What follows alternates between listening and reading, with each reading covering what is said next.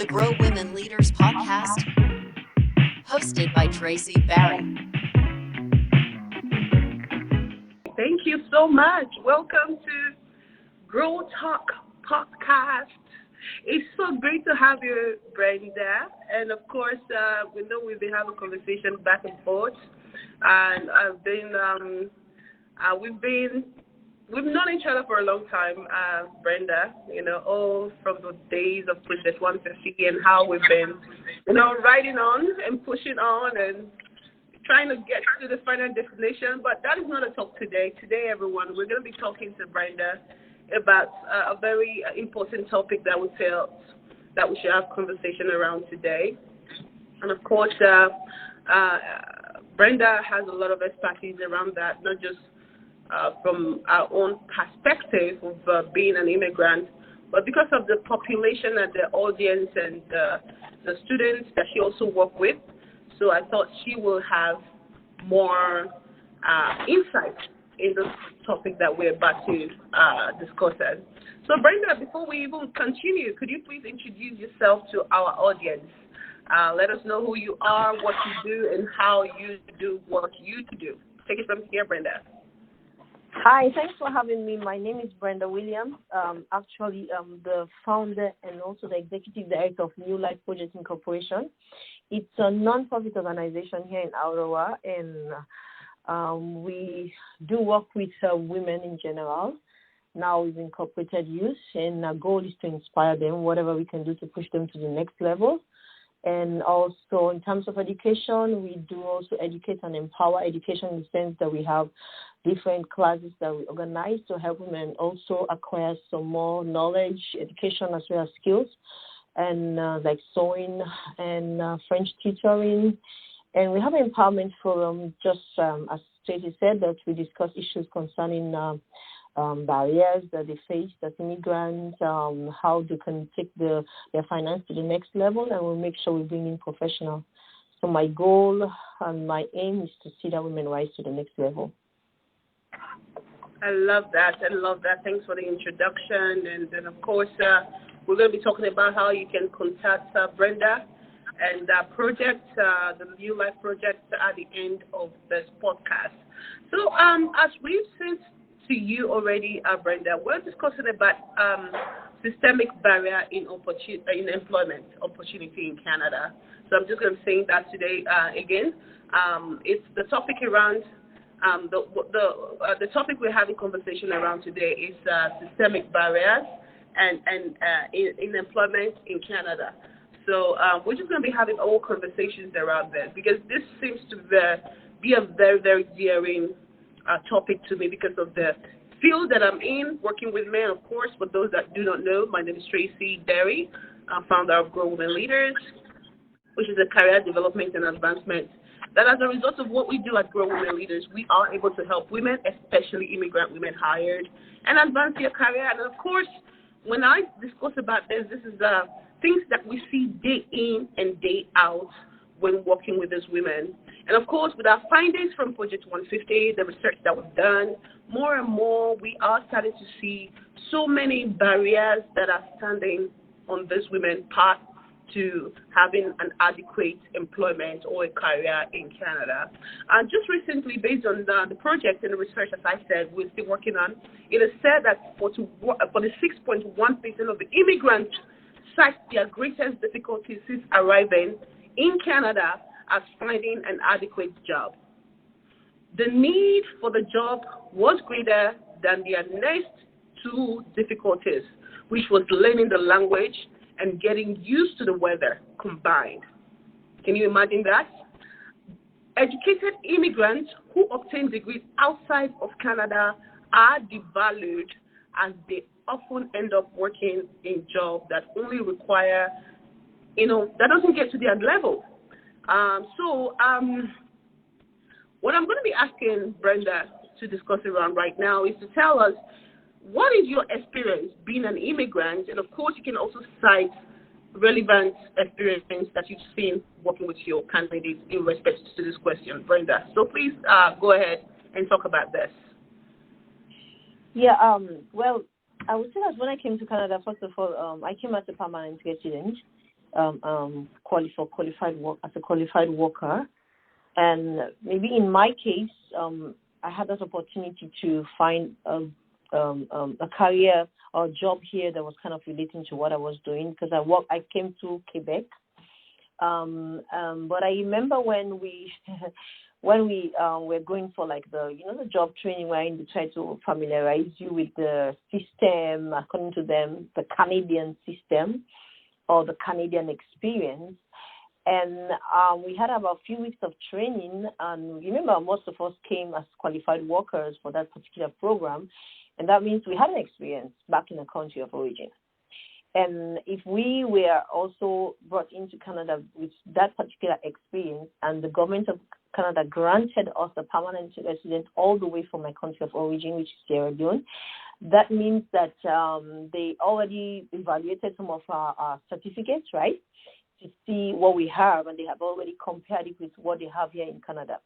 But I remember the first day when we had a kind of a meeting when they were trying to explain it to us.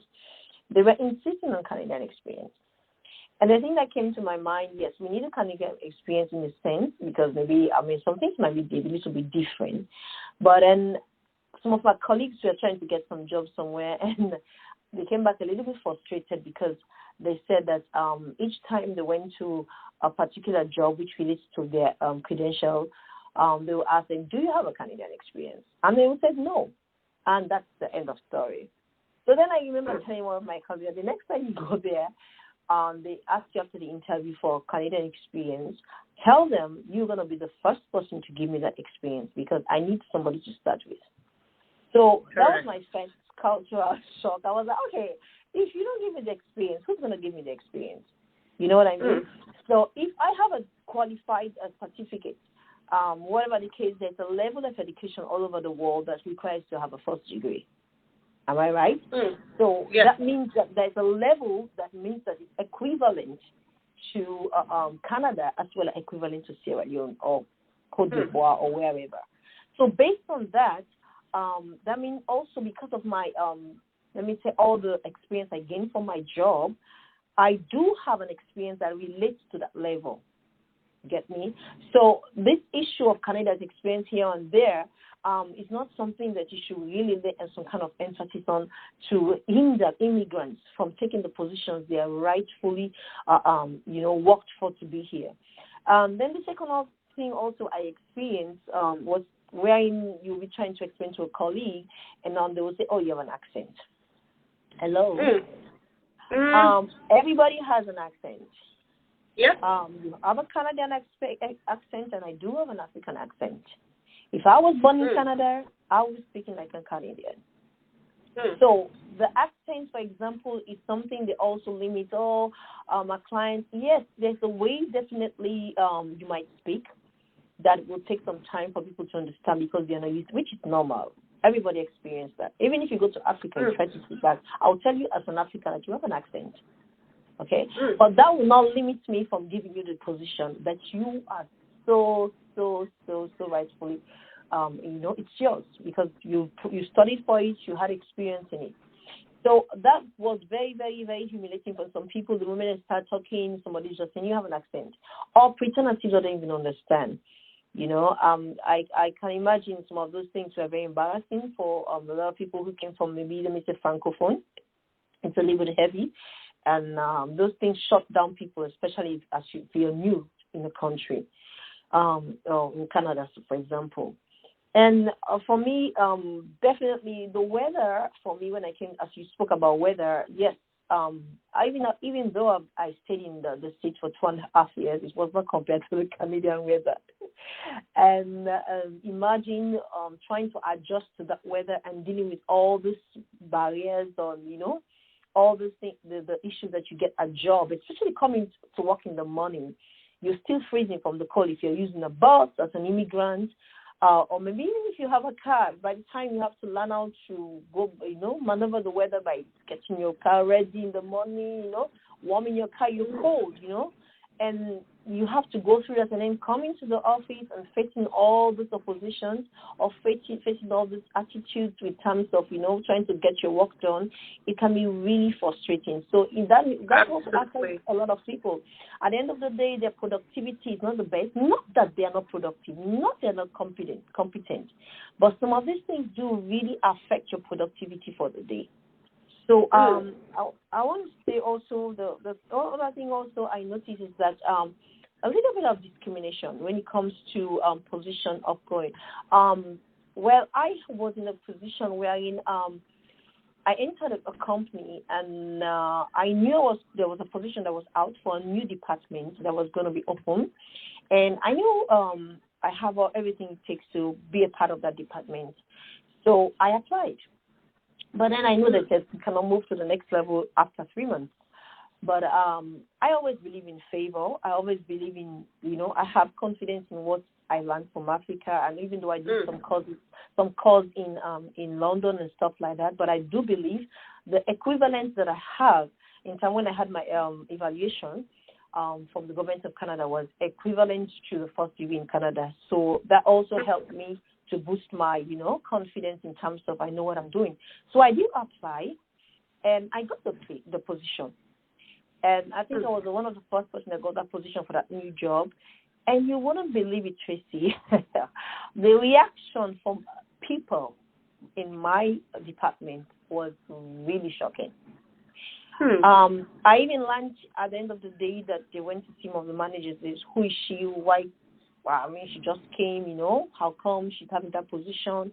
Because we entered as an advisor, So some people think that we are there's nothing behind us, So then I remember the manager telling them she's competent, and they wanted to see a proof, and she took off some of my certificates and showed them. Well, this was because she told me as a personality, and it caused a lot of rifts because I could feel it. I could sense it, I could smell it, the attitude, the change, the behavior, And even when they started taking other people into that particular position, trust me, and the goal of others was trying to, how they want to belittle what you have, But there was no way it could be done because one thing I know about myself is that from my parents, they did a lot of work into putting self-esteem and confidence in us as kids. So not allowing anybody to look down on what you have. So that has helped me a lot in NewLife, and in my career in Canada. So it was kind of a tug of war, but I made it, So imagine people are contending against something that you worked hard for years to obtain, something that the government of Canada put a stamp on, So that was another shock for me as an immigrant. I was like, wow, and it was after that particular job that I actually left for family reasons, but then I decided to work part-time, and then because then later on they saw that they after my work proved for me, and I left after that and decided, something, it's time to set up something that will be able to help others, because with my experience, it's going to help. So then I came with NewLife here, but then I established it in 2014 here in Ottawa, and my goal was to help empower the women. So in terms of helping them to, overcome these barriers, whether it's getting a new skill, whether it's developing what you have, because we all do come with a lot of credentials, but some people also just put in the corner because they think, it will not be valued, you know what I mean? And some people look at it and say, how can I develop? I came as a nurse, Brenda. I had so many stories, Tracy, so many stories. And one other thing I said, don't allow anybody to put down what you consider good or great. You know what I mean? So either you can, for me, whilst I was in that particular organization, you know what I did? I did my best to also do another translation degree. I was doing it online just to have the Canadian certificate or something like that. And I tell most of my clients, try to get something to develop yourself, even as an immigrant. You understand? Whatever you came with also, use it. You never know. I came with NewLife. I didn't drop it and say, it's not going to be useful. I used it. In that very organization, I used to be the one that was asked to do the Black History Month, celebration. And not only did I present the culture of Africa, or Black culture, I also made money using it because most of my stuff were bought by them, Lovely. So it's the same thing for, I'm also encouraging those that I'm working with.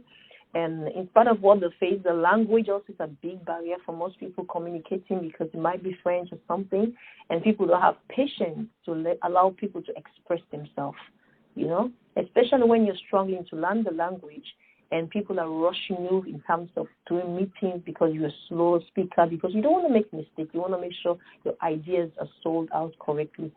So presently, my goal is to continue to have the forums to empower women.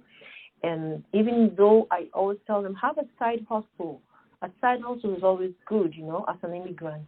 Whatever career, whatever gift you have, whatever talent, use it. So I also did establish the sewing classes. I'm like, you could do a lot with sewing. You could do a lot, What happened during the pandemic was a lesson, Tracy. A lot of people lost their job. They had nothing to fall back on. But some people came to my office a lot of times looking for something to do because of us, and then they had to take masks, sell among their friends. I'm like, could you imagine if you were making this mask and selling it from your basement? That would be a lot, And so the sewing, you can just create your own fashion and set up an Instagram. You're still working, but you have it, So anything happens, you can fall back on that. The same thing with developing the French language. I'm like, the world is bilingual now in a way, I'm telling you, it's globalization.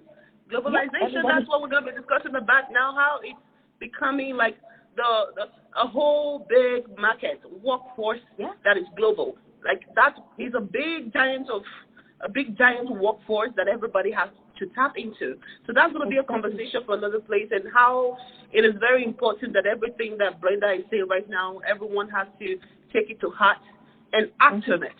Because it's going to be so, as we already saw what pandemic did, and how now, even as an entrepreneur, as you can tell that we're talking from our experience as an entrepreneur, how we source for talent. We can source from talent from all over the world. And you know what? I don't know. I have a lot of employees from different places. You know what I mean? So yeah. So having a site also and putting it out there, it's going to be a very beneficial stuff that every woman should learn at this point, or where we're headed. So what is your take on that, actually, Brenda, as well? I know you were just about to get into that. Can you stress the importance of why that is?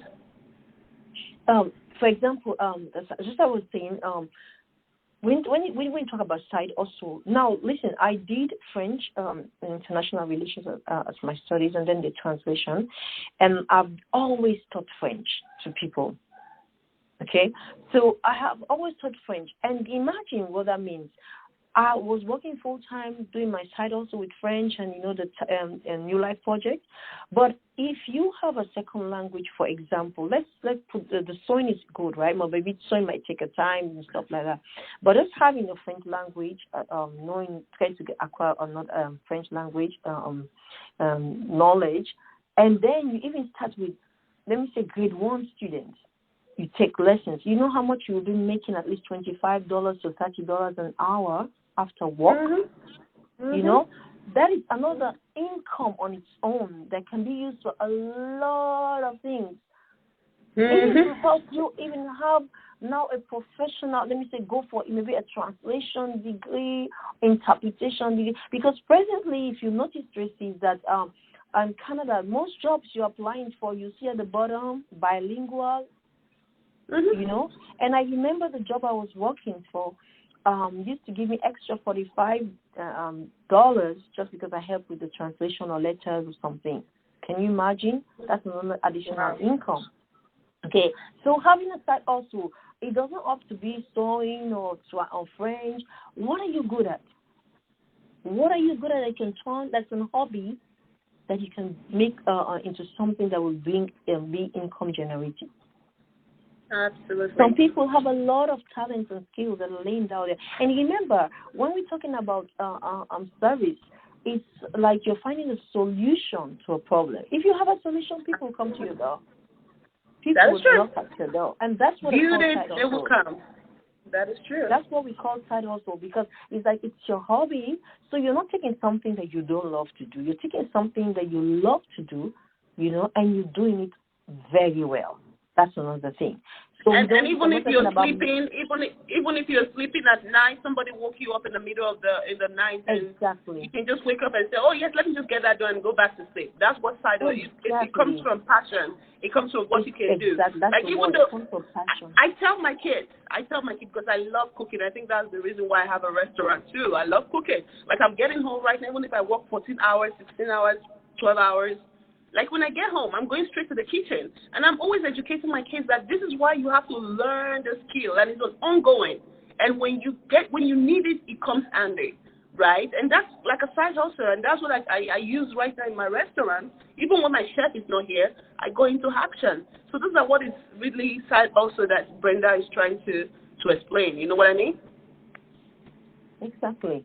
And don't forget also, for example, present with all the inflation going on, except you're working with billions of dollars a year, you always need the extra. Yeah, that's how the side hustles come in, and they just take care of some bills without you thinking about it, because you know why? Yep. You have the clientele, and you're doing it very well. You have recommendations from people. You know what I mean? Just be good at it. Just try to develop it. Because at times you come with it from wherever your country of origin, but you don't notice that it's important, except somebody say, I'm looking for somebody, do you know how to? You jump in because you knew how to do it from your country of origin, or you used to do it, And then that particular talent or gift or skill brings in income. It kind of open your eyes. You pop up and say, wow, okay, this is something I can be doing whilst, my spare time, my breaks, my holidays or whatever, And remember, especially in the country we're living right now, people are always not only looking for somebody to assist them so they can use that time for something else, you know what I mean? But they are also looking for people, because it's the workload is so much. Some people are so busy. If you can take that tutoring, help them with that evening classes or evening homework for their kids, they're going to pay you all the money. Trust me. As long as you can just help them. I can't wait for our candidates to hear it, because we have a lot of candidates that grow, that we are actually developing their side hustle right now. Not even side hustle, we're developing their career, and many of them speak other language as first language. So, and they came with like a lot of educational background. Many of them were telling them about, tutoring and all those things that they can use their first language. Especially, as you said, we are living in Canada that is so multicultural. You know what I mean? Like, I'm a Nigerian right now. My partner is a Nigerian. My kids cannot speak either of our dialects. But I tell my candidates all the time that if I can get someone to just teach my kids one of our dialects, I'm willing to pay for it. But make it very convenient for me not to stress myself taking them to that place.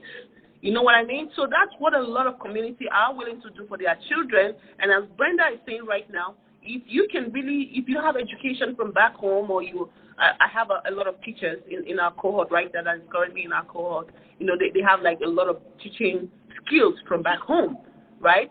So those are ways that you can start helping, and it starts from your community. It starts with your community, and this is why you have to listen to everything that Brenda is saying right now. So take it on, Brenda.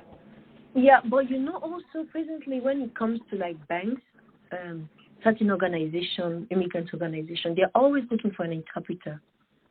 Yep, they're always that's a big buck. Yeah, a lot of money for the government. You can work for the government. Hearing.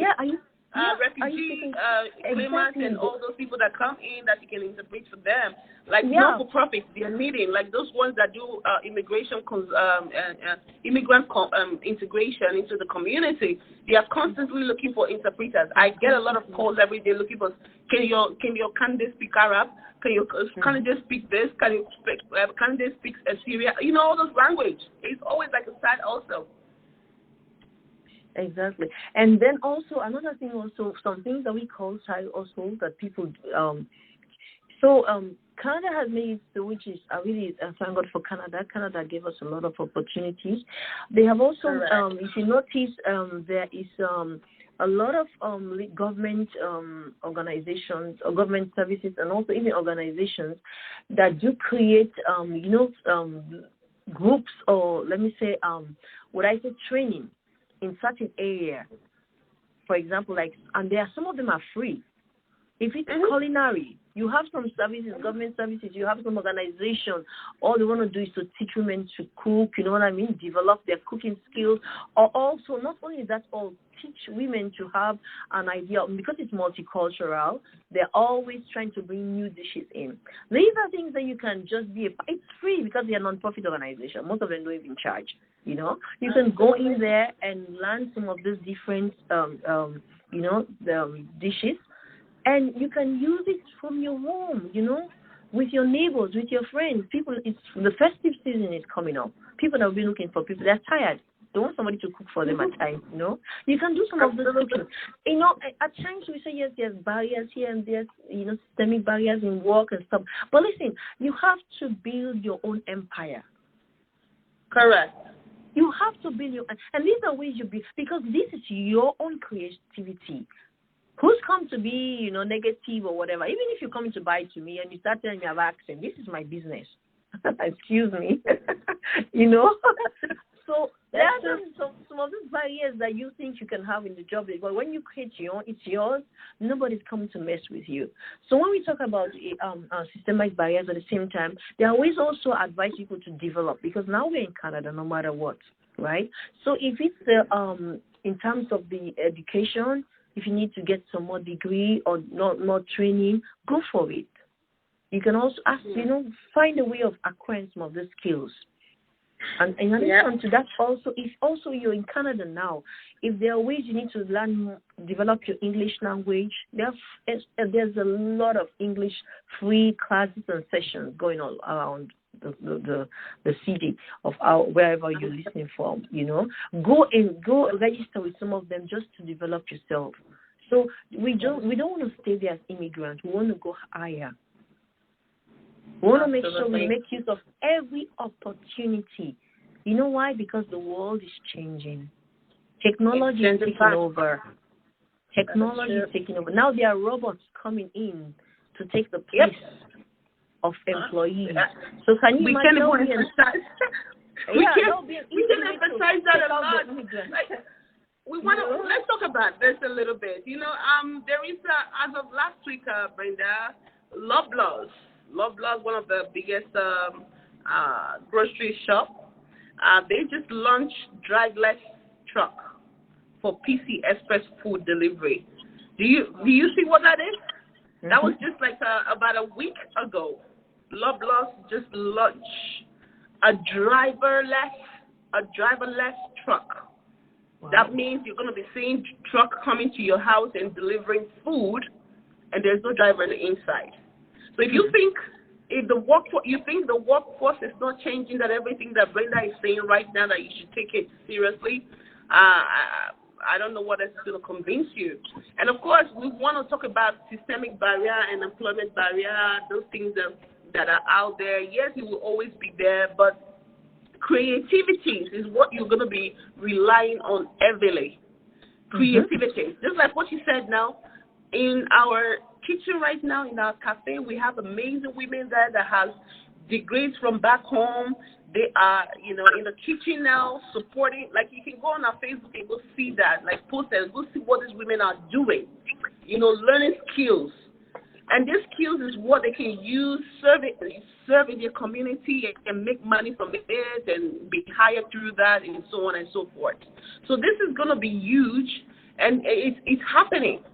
It's happening right in your faces. Like restaurants now in Alberta, I think I was discussing with somebody today. They're starting to roll in robots server. Like, if you think it's not true, go Google it. It's happening. Everything is. I was actually at an event yesterday. We were talking about the banking industry, how they are replacing everything. They want it to be self-served, and it's working for them. Employers are being pushed into the community. Things are happening. So the sooner you hone on your creativity and try to fight it, yes, of course I'm going to be asking, while we are using our creativity, what can government do? I'm going to be doing that. You have to be honing on first on your creativity. And if one way closes, it's for you to look for the other way to open. So that's basically it. So before we go, Brenda, because we don't really want this to be too long now, how do we call on the government? What do you think the government, the employer can do, or even, the people itself? Because sometimes I'm saying that we too have to participate in this. What can they do in order for us to actually eliminate this and maybe, have that equitable employment in Canada? And not just in Canada, for people that have been listening in other countries, it applies to you. So what can we do now? What can we all start doing to prepare for, the workforce that we're currently living in and we're going to be living in? So, yeah. Definitely, that, let's take, for example, an example of like some certain jobs that, like the lawyers, the nurses that come from other countries, into this country just to have, work in Canada. You notice that the license is another challenge for them. Getting the Canadian license. Let me say a doctor, for example, who has worked in my country of origin, coming to this country. One of the things, first of all, the regulatory system here is decentralized because, it's based on province to province, right? Okay, and for them to have the relicensing process, it's not only costly, but it's time-consuming. So imagine a doctor who has practiced for, let me say, 15 to 20 years, in any other country apart from here, let me say in third world countries. And they come here, they cannot even practice. They cannot even do some of what they used to do because they have to go back and actually go through another program, a whole program. I understand, yes, some things might be different in terms of nursing and stuff, but I learned that it's costly and it's time consuming and it can be frustrating. That's why you see some of doctors coming from third world countries end up being in restaurants, because they just don't have the money, they don't have the time to go through the whole thing. So I think that that's one of the things they need to do is to create a program wherein in cases like this, anything like in terms of career that will be so costly. I know there are government loans and stuff, but some of those loans and stuff, even getting them can be challenging. Maybe they have to also bring, try to get some of these qualified professionals to have, they have to have a certain fund that will help them to make some of this process easy. Okay, so that's one thing I've noticed from people I've been talking to in some of this career. And then the other thing also is maybe increase the networking among, because networking for terms of employers, I know, Tracy, if you, as an employer, have this notion of Canadian experience, get me? They don't have a Canadian. I think the government needs to come down to some of those levels of those employers and try to ease some of these so-called Canadian experience. Let them understand that you need to take some of these people. You have to help them. I don't know how they're going to do it in terms of creating maybe some of the workforce, rules and regulations and bringing down, and let them stop hiding discrimination within those work experience. Okay, so the other thing is also increase the number of networking among immigrants. Maybe I know the government is doing a lot right now, trying to release a lot of funds there for against discrimination and stuff that. But making sure those funds get to the right people. For example, like Grow, you people are working, a lot with immigrants. Applying for funding at times, you are working with the right people. At times, people apply for the funding that actually will benefit the people, and they don't get the funding. That's true. They don't get the funding. And you look on the other side, people they're not even really related or directed or connected with the people, the immigrants that need it. They're the ones getting the funding. Mm-hmm. So should they also do some research on how this funding are distributed among the communities? Because that's going to really help. So that people who are actually connected, because all this networking we're talking about, is it a networking in a certain echelon that just goes around with certain people or certain organization, while those that are actually connected to the immigrant don't receive it? So maybe that's actually also, sorry to cut you there, that's actually also the systemic issues that in employment that we as an organization is also facing. Because as a result of that now, the people that we are hiring and all that we're doing, it's also it's limiting us from doing our work and hiring the right people. So that's also like issues that we have here. Our organization that does things like this are also facing on their own hands, like part of the experience, if you know what I mean. Yeah. Yeah, so it's not just releasing the funds and say we provided immigrants with billions and billions of dollars, but they need to ensure that these funds are getting to the right hands. That is true. Anyway, that will be it for today. And for those that will be wondering to say, where can I find this amazing woman? Where can I find her for? I want to learn more about what she do. I want to support what Brenda is doing because she's talking a lot of sense here. Can you please tell our listener where to find you? Yeah, so you can find us. We're actually in Ottawa here. It's 2000 Thurston Drive, Unit 5 in Ottawa, just not far from Conner and Walkley. And we also have a website, which is newlifeprojectinc.org.